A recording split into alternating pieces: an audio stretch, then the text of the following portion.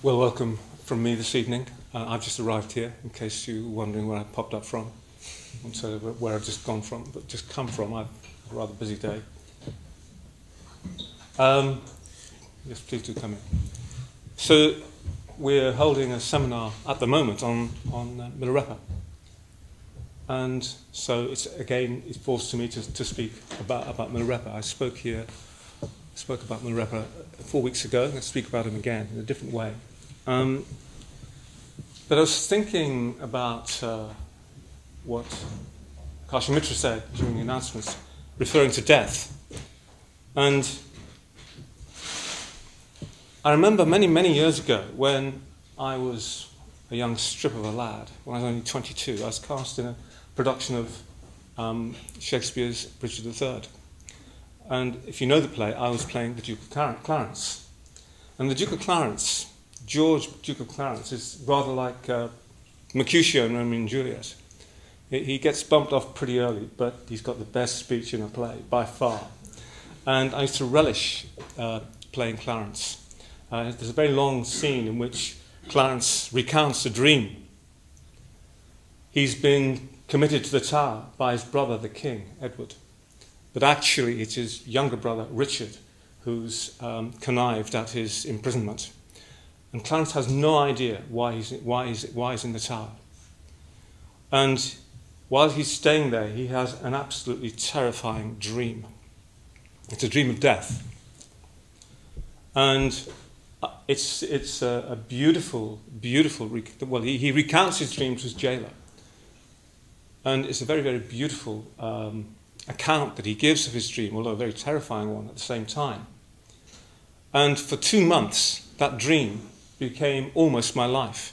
I rehearsed it during the day for quite a few weeks, performed it in the evenings, and after performing in the evening, doing another play beforehand, I'd go back home to my bedsit and I'd rehearse it again. That's the way I worked. I worked really hard. I was totally obsessed when I was an actor. Anyway, I worked very hard on this particular role. And at times I got so immersed in it, I found myself entering into what, in retrospect, clearly was a different state of consciousness, quite an elevated state of consciousness. But the content of the dream, the images that I was evoking in my mind, and then, of course, giving voice to, were really quite terrifying images. And Clarence, in this situation, is absolutely terrified by the dream, because he doesn't say this, but he clearly, underneath it all, feels that the dream is prophetic, and it's prophetic of his own death. And the dream involved him dreaming about his brother Richard. And they were both on a ship, and they're in a storm, and Richard pushed him over into the water, into the sea. And Clarence drowns. And the dream race basically is a recounting of what he sees as he's drowning, all the terrifying images that spring to his mind. And it proves to be a prophetic dream, because at the end of the scene, Clarence is indeed murdered at the conniving of his brother Richard. He's drowned, not in the sea, but in what is described as a malmsey butt, it's a kind of barrel of cider. So that dream stayed with me for a long time. It was with me for 2 months, and I dwelt upon it, and it just, as I say, sometimes when I was performing, sometimes when I was rehearsing, I found myself in a totally different state of consciousness. And I think that there are 2 things about that. First of all, it gave me perhaps my most sustained sense that there were other ways, other ways of experiencing life than the sort of everyday way that we experience it normally. That there were other states of being that you could enter into. But dreams, real dreams, are something that most of us nowadays don't take that seriously. Even if we get scared in a dream, perhaps we don't want to think too much about it if we have a frightening dream. We won't want to dwell upon it. Certainly not in the way that Clarence does in that play by William Shakespeare. But certainly in previous ages, dreams were taken very, very seriously. Certainly the Elizabethans would have taken dreams very, very seriously. And they would feel that dreams could be prophetic. In fact, I think you probably find that in most traditional cultures, dreams are taken very, very seriously indeed. And certain kinds of dreams, what we call big dreams, and I think for Clarence this was a big dream, have to be carefully reflected upon. And this is certainly the case within Buddhist tradition. Again, many years, well, not that many years ago, I guess it's about close on 30 years ago, a friend of mine had a big dream. A friend who's particularly prone to having big dreams. I have very few. It's a rather disappointing feature of my life. Occasionally I have a big dream, but not very often. Anyway, on this occasion he had a really significant dream. He dreamt of Darda Rinpoche. Darda Rinpoche was the principal teacher of Sangharakshita, Bhante Sangharakshita, the founder of this Buddhist movement, the Triratna Buddhist community, of which the London Buddhist Centre is but one centre. And in this dream, Dardo, Bhante's teacher, was surrounded by numerous eclipsed suns. And the sky was full of scorpions. And he told this dream to Bhante, to Sangharakshita, because he was living with him at the time. And he said, well, look, this is a very, very important dream. You should write to Darda Rinpoche and recount that dream to him in your letter. And that's what he did. And Darda Rinpoche took that dream very, very seriously. Now, my friend had never met Darda Rinpoche. They'd never had any direct communication or connection before that. But Darda Rinpoche used to consider that all of Sangharakshita's disciples, that is to say all those of us who were order members at that time, were his disciples too. And so he took that connection very, very seriously. And so he acted upon the dream. Because he just entered his 73rd year. And according to Tibetan tradition, the 73rd year for a man is a difficult one to negotiate. And so he decided to go on a pilgrimage. He went on a pilgrimage to the holy sites in Nepal. Something he wanted to do for a long time, but he hadn't really had the time to do it. But this time it felt crucial. He must do that pilgrimage. He went on that pilgrimage. I think it took him about a month altogether, and came back pretty much exhausted. Certainly he had exhausted the other people that went along with him. But when he got back, he had a major stroke. And a month later, he had a second stroke, which killed him. So dreams are not to be taken lightly. Sometimes our dreams have hidden meanings in them. We may not necessarily be able to decipher those meanings. In a way, perhaps that's not so important, but it's important to recognize a big dream, a dream which has significance for you when it does arise. Now, I'm mentioning this because dreams seem to feature very strongly in Milarepa's life and also in the songs. Last week, Akashamitra told you the story of the meeting at Silver Spring with a young Kamba nobleman. Those of you who were here last week will remember that this young man just turned up on a horse, and Milarepa engaged him in conversation. But that's jumping ahead a little bit. What Akashamitra did not mention was that prior to that, Milarepa had been out seeking alms. He went on a begging round, if you like. And according to the text, while he's out on a begging round, he fell asleep. It's unusual, isn't it? I mean, how do you fall asleep when you're seeking, when you're on a begging round? You're not lying down in bed. But anyway, Milarepa fell asleep, apparently. And while he was asleep, he had a dream. And in this dream, a very strange young lady approached him, a young woman. And she was green in colour and had blonde hair. And she told him that sometime that day he would meet a young, 20-year-old young man who become one of his heart disciples, one of his 8 heart disciples, one of his 8 greatest disciples. And so when Milarepa awakened, he realized, of course, that, well, this was no ordinary young woman. It was a Dakini. And Dakinis come in many forms. And what the significance of the Dakini is in this context, difficult to be sure, really. It's not even clear, really, whether Milarepa did actually fall asleep, literally. Maybe he did. But maybe the sort of falling asleep and the dream are, as recounted, simply a metaphor for something else. Perhaps he just had a sudden inkling, a sudden intuition that he was about to meet someone significant in his life. Something special was about to happen. And then shortly afterwards, he's by a river. And this young man, this young nobleman, this Kamba warrior, as described so beautifully by Akashamitra last week, turned up on his horse.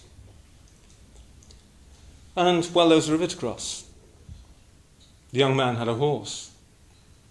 Milarepa, well, he's an old, frail old man, a frail old beggar. He had not got the means, seemingly, to cross the river, but he wanted to go across the river, so he tried to hitch a ride. And the young man looked at him and obviously was not that keen to give him a ride, and said, "No, I don't think so." And off he went, crossing the river on his horse. But Milarepa walked across the river without getting his feet wet. He walked on the water. You've probably heard that kind of story somewhere else, but ring any bells for anybody. This, of course, is in Tibet, and Tibet was renowned for magicians and people who could do extraordinary things like walk across water. Fairly commonplace, really. Even in India, they could do that. Anyway, Milarepa walked across the river, overtook the young man. By the time he reached the further shore, the young man was still struggling on his horse. So, of course, the young man realized that this was no ordinary beggar. This was some realized, some highly accomplished yogi. So his attitude to Milarepa changed dramatically. To begin with, he was clearly dismissive. It's just no beggar.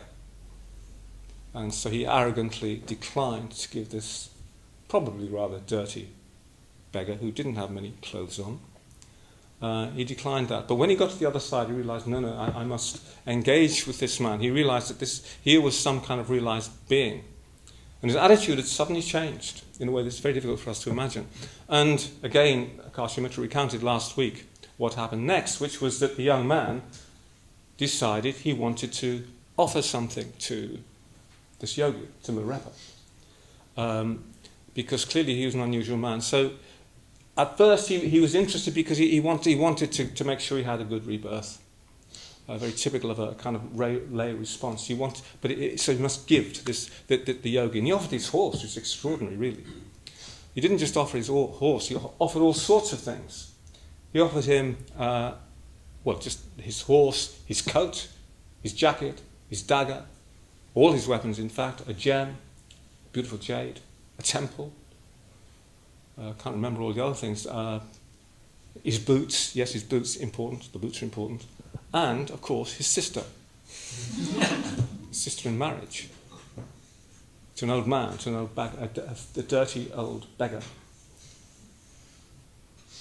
Well, anyway, but basically, Milarepa refused all the gifts as they were offered. I'll come back to that in a moment. But before dwelling upon the gifts in a different way, in a different kind of look, I want to look at this from a different point of view, from the sort of the view that, or the way that Akashamitra looked at this last week. But before we do that, I want to say just a little bit about my own impression of the young nobleman. It seems to me, the way I describe him, my particular way is that, well, he was full of the wonderful arrogance of youth. When we're young, we can be quite arrogant, especially young men, actually. Young women can be arrogant too, but especially young men. And I certainly was pretty arrogant when I was young. But another way of looking at it is we're full, when we're young, of the arrogance, the intoxication of youth. We lose sight of the fact that one day we'll become old, become sick, eventually die. It happens to the best of us. I was young once. I was healthy once. I'm not so healthy now. But, I've lost my youth. I've lost my health. There's only one thing left to go. The remnant of my life. I don't know how much longer that is likely to be. When I went to see my GP recently, I think she wanted to see me about some detail of my recent cancer treatment. But she also was curious wanted to know why I was taking such a high dose of a particular drug. And I explained to her, and she said, yes, well, that's all very well when you're young, but when you're elderly, it really isn't on. When she said that word elderly, I almost had a heart attack. I mean, how brazen can they get?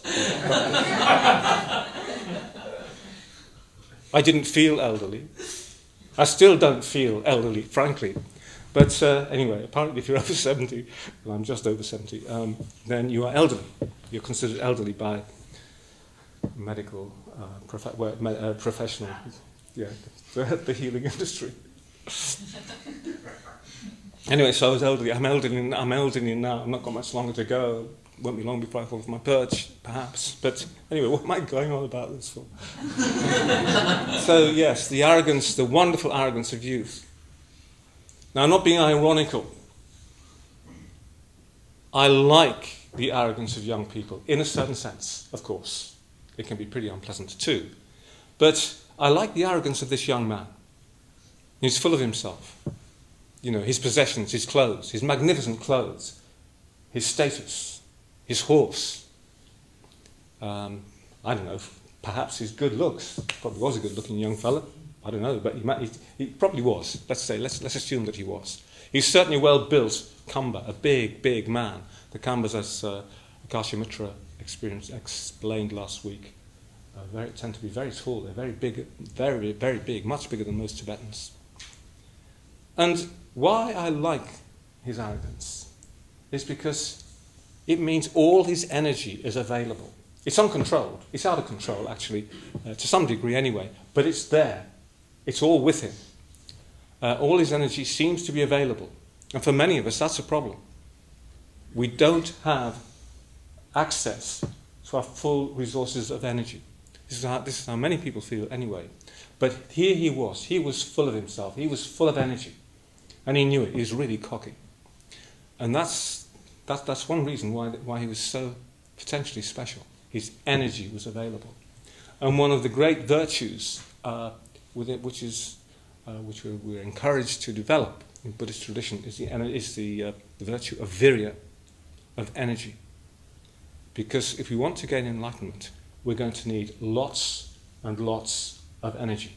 Because it ain't easy, apparently. So you need lots of energy. And this man's got lots of energy. So of course when Milarepa meets him, he understands at once that this is the young man that the Dakini, if that's what she was speaking about in his apparent dream. Let me say a little bit about Dakinis before going any further. A Dakini, we can take the Dakini figure literally. There are many, many Dakinis in the stories of Milarepa. If you read through the songs, he's always encountering Dakinis. They're seeking him out in one way or another. Sometimes they appear as beautiful young girls, sometimes they're real old hags. You never know what form a Dakini will take. But whether we believe in their existence in a literal kind of way, they have a sort of symbolic significance. One of their significances is just the arising of energy. The arising of untapped energy within our minds. The arising of inspiration. And perhaps in this instance, perhaps the arising of intuition. Milarepa had a sense that someone special was coming. Maybe it was as simple as that.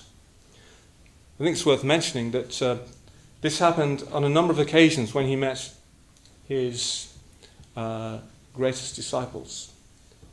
It happened when, well, actually, sometimes it's the other way around. For instance, his greatest disciple of all was a man called Gampopa. It was Gampopa who dreamed of Milarepa before they actually met. He somehow knew of Milarepa. He sensed somehow there's some kind of psychic connection between them. He knew he was going to meet his great teacher, and he knew that through a dream. And one of his great female disciples, Saleh Awe, she had a dream about Milarepa. But actually, in her case, it was after they'd met. She's rather like this young noble Kamba. She behaved a little arrogantly with Milarepa, then, when he'd gone, regretted it. And that afternoon, that evening, that night, she dreamt of Milarepa, and then immediately sought him out, apologised, and begged to become one of his disciples. And eventually, like the young Kamba nobleman, and like all the great disciples of Milarepa, she was dispatched to meditate alone in a cave. Saleh was one of the 4 great female disciples of Milarepa. But so several of them had dreams about Milarepa before he met them, and at least on this occasion, perhaps on others too, I seem to recall there were other instances where Milarepa dreamt that he's about to meet one of his destined disciples.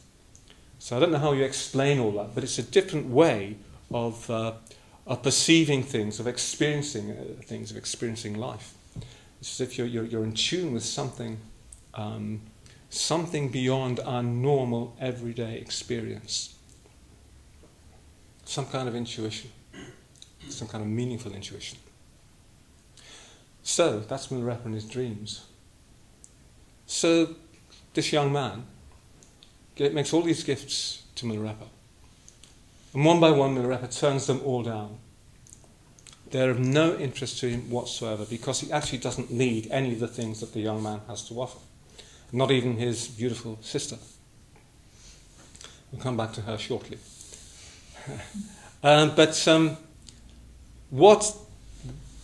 What I was thinking about, what I was dwelling upon yesterday when I was reflecting on what to say to you this evening, was, well, what was it exactly that Milarepa was refusing, not accepting? On the face of it, there were these, I think it was 11 gifts altogether. It's quite a lot. You know, the weapons, the jade, the beautiful jade stone, the horse, his sister, etc., etc. There were, I think, 11 different things he offers. A temple was another thing that he offered. And each of them, it seems to me, represent things that, in a way, he's gone well beyond. He has no need of them. For example, the horse, amongst other things, is a status symbol. Several of the things that are offered to him, we could interpret in that way. They're so beautiful. They're of such good quality. Given the sort of general wealth of the society, there was status in possessing them. There would even be status in possessing your own temple, because the young nobleman offered to build Milarepa his own temple, but he had no need of temples either. Apart from anything else, he wasn't a monk. What would he do with a temple? Milarepa was not a monk. His greatest disciple, Gampopa, was a monk, but most of his foremost disciples were not monastics, neither monks nor nuns. They were just very, very serious and deeply committed practitioners. And most of them seemed to meet him when they were very, very young. Saleh, the young girl, she was only 16. And then there's a story of a shepherd, a young shepherd who comes to Milarepa because he's in search of mind. He can't find his mind. He wants to know, well, what is mind? Milarepa keeps putting very difficult questions to him and tries to sort of lead him on to try and see if he can find his mind, asking him all sorts of strange questions, like, for example, well, what is the colour of your mind? And he goes off, this young boy goes off and considers that, reflects upon it, tries to find out, what is the colour of my mind? Of course, there is no colour to the mind. He can't find anything tangible about the mind at all. He doesn't, in the end, really know what it is, which is part of the point. But this young shepherd was only 16 years old. He too, like Saleh, the young girl, was eventually dispatched to a remote cave to meditate. But several of his most renowned disciples became his disciples when they were very, very young. And I think that's significant because when you're young, and the younger you are, the more pliant your mind is, the more open you are to new experience, to new ideas. Of course, you can be open to new ideas, you can be open to new experience at any stage of life. It doesn't matter how old you are. And you can take up the practice of the Dharma at any stage in your life. Even if you come across the Dharma at the age of 96, it's not too late. You can learn to meditate. You can learn to dwell upon the realities of existence, the facts of existence, the fact that the existence that we're caught up in is ultimately unsatisfactory. That everything is constantly changing. And that everything is subject to impermanence. You can reflect upon these things no matter how old you or how young you are. But the younger you are, well, the more pliant your mind is, and therefore the more likely you are to be able to make significant progress quickly. So Milarepa, old though he was, probably dirty though he was, certainly not exactly, how would you put it? He wasn't the picture of sartorial elegance. He didn't have many clothes, as we know. But he seemed to attract a lot of younger people. There was something about him which attracted them. But not just younger people. He attracted many people from all sorts of different walks of life. And even though he led a life of solitude, even though he spent much of his life high in the mountains, in remote caves, he taught and benefited many, many, many people. And in fact, many of us, even now, you could say, still benefit from Milarepa.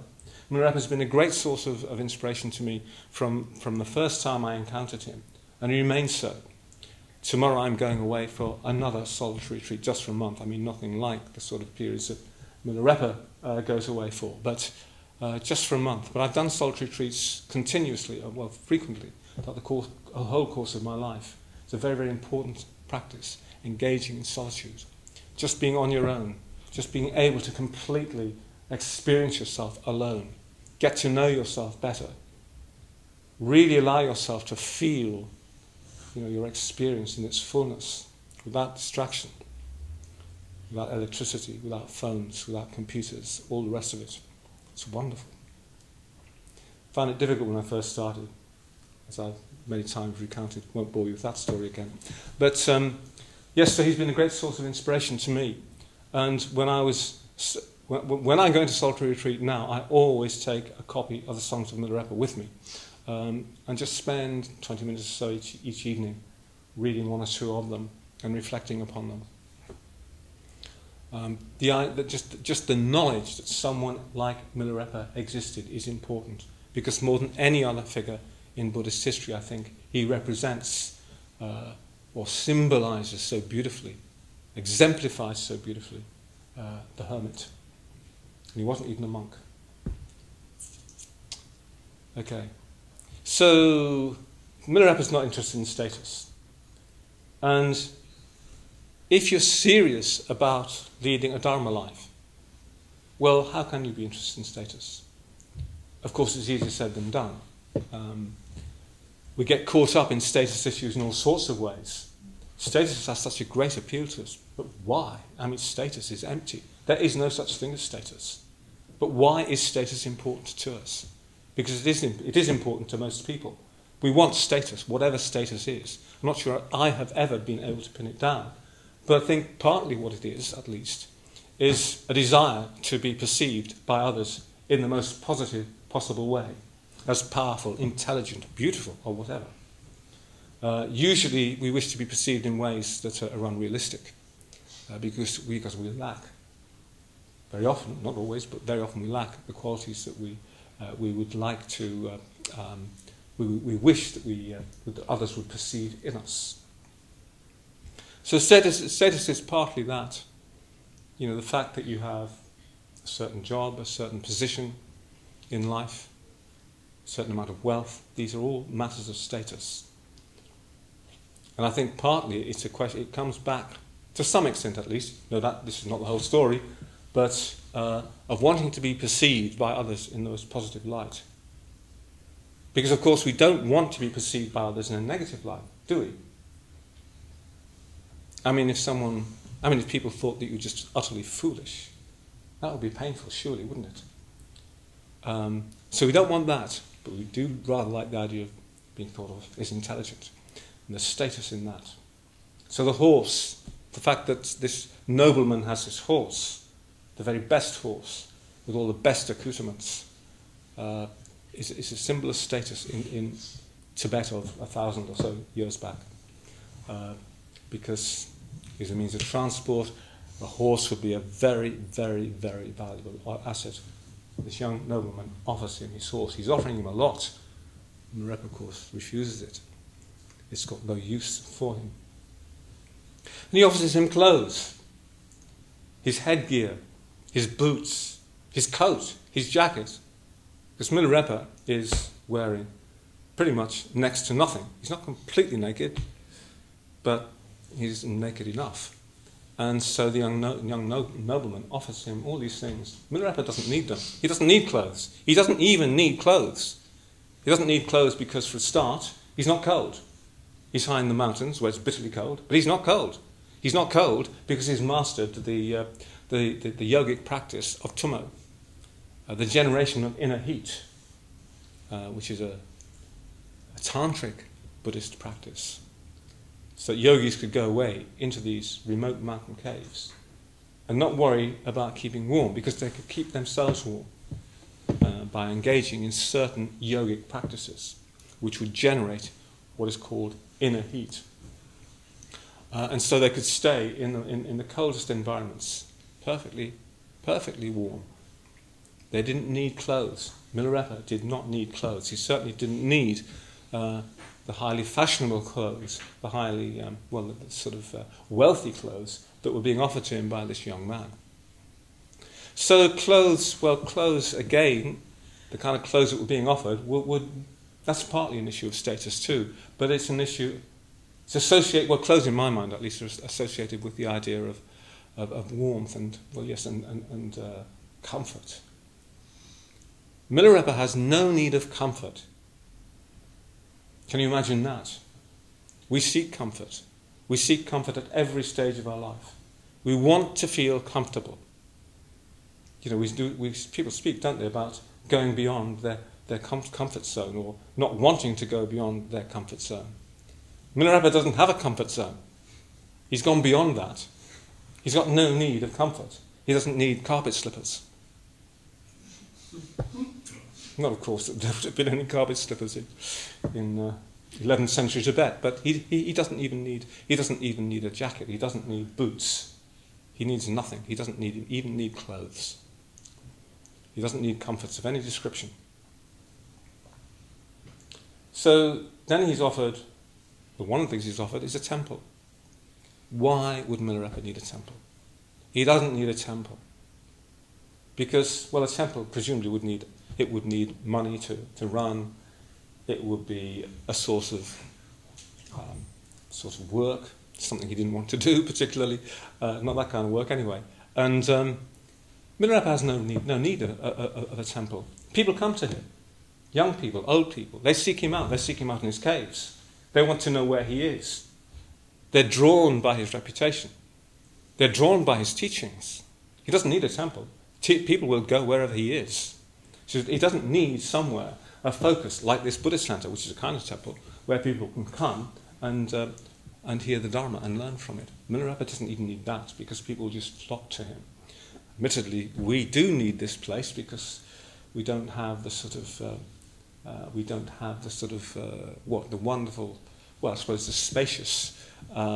spaciousness of the Tibetan landscape, and also the culture in which Milarepa was immersed, which values the Dharma in a way that the wider society in which we live does not. So he didn't need a temple. And of course, he didn't need the young nobleman's beautiful sister. And when the young nobleman offers to Milarepa his sister, in marriage presumably, he says, "Don't talk like a fool." He's very straight. Don't talk like a fool. I like that. Very straight. You're being foolish. Stop it. People will think, well, people will just think you're foolish if you behave like that. If you offer me, this old man, your beautiful young sister in marriage. But in any case, I don't need a family. I don't want a family. And then he said, then he said, I have no use for an ego-clinging woman. Now, this is not a misogynistic comment. It just simply points to the fact that Milarepa is free from ego-clinging, and that the only suitable female companion for him would be a woman who is free from ego-clinging. And as he points out, these are rare, though some of his women disciples did rise above and beyond ego-clinging. But he has no use of an ego-clinging woman. Presumably, one of his enlightened women disciples would have no use for an ego-clinging man. So why highlight this issue of ego-clinging? Well, I thought a lot about this, not just yesterday, but when I was on a long solitary retreat, which finished about 4 years ago. I was away for 9 months. And I was reading through the songs of Milarepa every evening, just for about 20 minutes before I blew out my candle. And when I read this particular song, and when I got to that particular line, I laughed. And I laughed very loud and very long.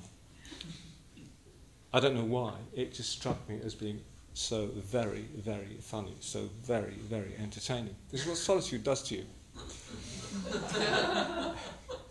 Yeah, it's sort of things that wouldn't normally appear to be humorous suddenly do so. I remember on one particular occasion I was, for instance, this is a completely different issue, but I was looking out of my window and I put some logs outside my window, and on those logs I would put tidbits of food and would crush almonds into their base. As soon as I came back into my cabin, of course, all the birds would flock. And so every evening I entertained myself by watching what I called bird wars. They're vicious. These little feathery things are pretty damn vicious. And the most vicious creature of well, not the most vicious, but one of the most vicious was a crested tit. Crested tits are very small birds.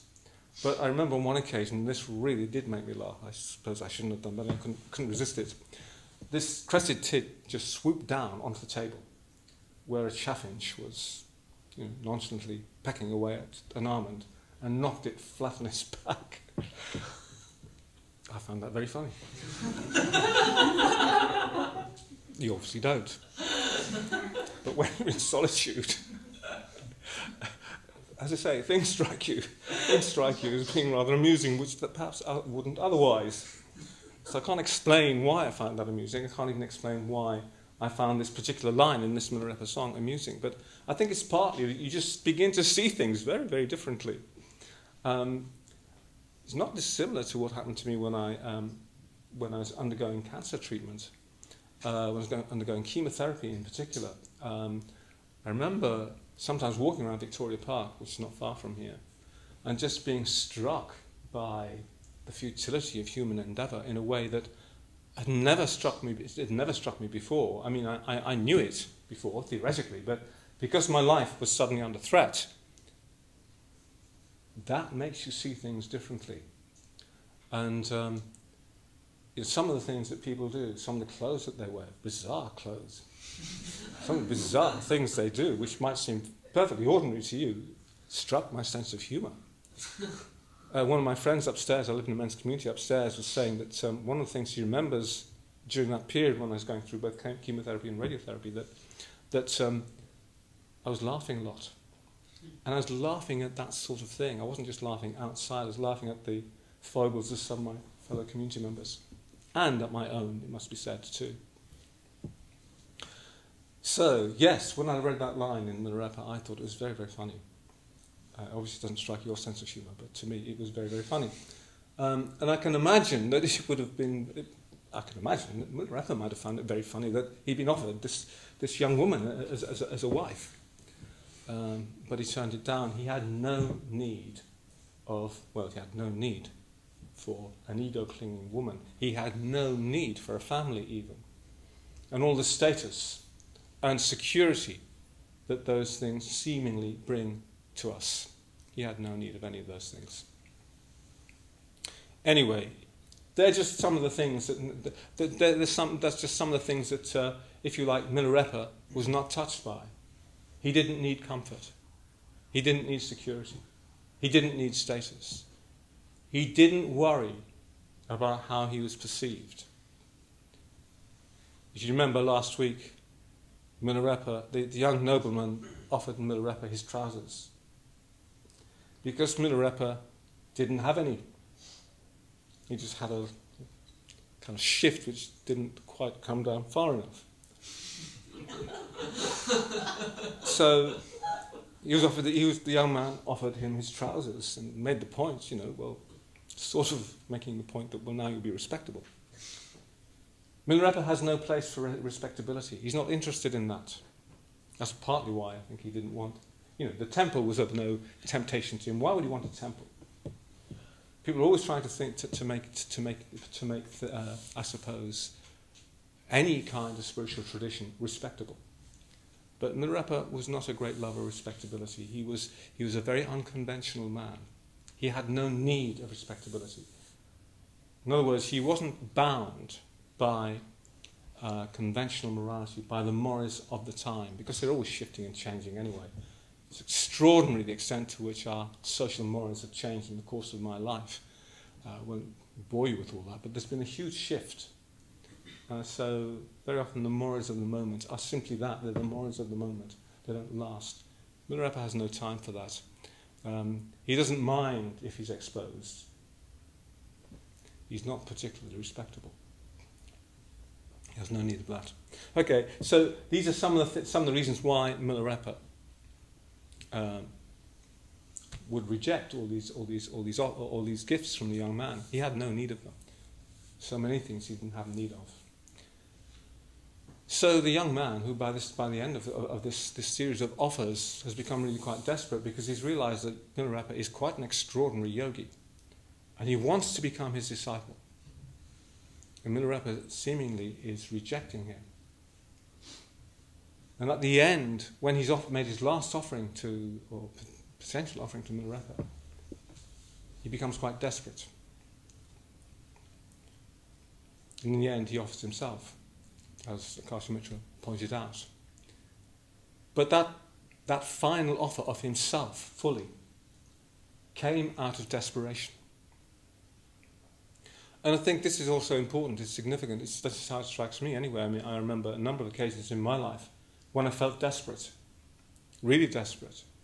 And it's at such moments that you somehow have to make a transition to a higher level, make some kind of breakthrough. I remember when I would have been 23 at the time, I was thoroughly disillusioned with my career. And it wasn't making me happy. I always thought that my career would make me happy, but it wasn't making me happy. It was actually making me unhappy. And there were all sorts of other things going on in my life, but I came to a point where I really felt quite desperate, because I could not see in what way happiness lay. And I could not see what could give meaning to my life. I thought I'd found something which would give me all the meaning that I needed in life, but it didn't have enough meaning for me in the end. It fell short. And I remember on one occasion, it wasn't helped by the fact that I'd just been to see a few films at the National Film Theatre, which were from the new Latin American wave, and they're all political films, and they were pretty bleak. And at the end of watching these films, I felt really, really as if, what is the point of life? And I remember standing on Hungerford Bridge, looking down at the filthy water of the Thames slithering by, trying to work out whether or not I should toss myself over. I didn't, of course, otherwise I wouldn't be here this evening. But it was in my mind. I never seriously thought that I would, by the way, but it was in my mind. And while I was thinking that, I recollected my first contact with Buddhism, with the Dharma. And it was in Nepal in 1971, when I did a trek to Mount Everest. And I stayed in a monastery at a place called Tangboche. It's quite a famous monastery, just not very far from Mount Everest, in the Khumbu Valley. And I was staying there because I had pneumonia, and as did my trekking companion. We'd been virtually ordered down from the base camp that we'd wandered into. We had been invited in. I should explain. My trekking companion knew one of the climbers on a big international expedition that were climbing the mountain at the time. But we contracted pneumonia in the course of our trek. Anyway, we stayed in this monastery. We were looked after by a monk, and we shared this tiny space with him. And I was so impressed by him. He looked after us so kindly. He couldn't speak a word of English, of course, but we managed to communicate nonetheless. And I realized that he had something that I did not have, and it was something that I wanted. And I couldn't really say precisely what that was, but it was something like just peace. So when I was hanging over the railing of the parapet, as it were, of Hungerford Bridge, the memory of that monk came back to my mind, and that's what eventually brought me into contact with the Triratna Buddhist community. But it was a moment of desperation, and that's when I turned to the Dharma, seriously. And from that, I never looked back from that point onwards, and the Dharma became the sort of the centre of my life, has remained so, and will continue to remain so for as long as I remain on this earth. I have no idea, of course, none of us do know how long that will be, but I've got no doubts that I'm with it for life. I've been here long enough. I mean, I was 23 when that happened. I'm now 70, so it's quite a long time. Maybe that's enough about Milarepa and various thoughts about Milarepa for one evening. So I'm going to open things up now to you, see if you have any questions or reflections on anything I've said this evening.